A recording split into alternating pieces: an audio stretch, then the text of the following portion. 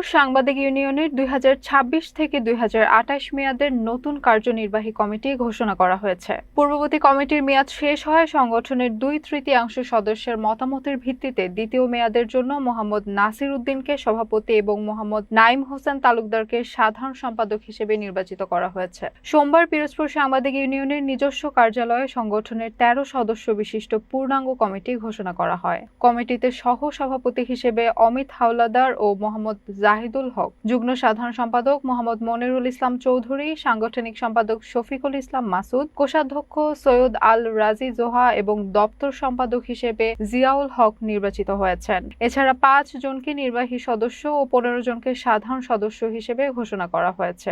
নবনির্বাচিত সভাপতি ও সাধারণ সম্পাদক সাংবাদিকদের পেশাগত মানোন্নয়ন, অধিকার সংরক্ষণ এবং পারস্পরিক সৌহার্দ্য বৃদ্ধিতে ঐক্যবদ্ধভাবে কাজ করার প্রত্যয় ব্যক্ত করেন।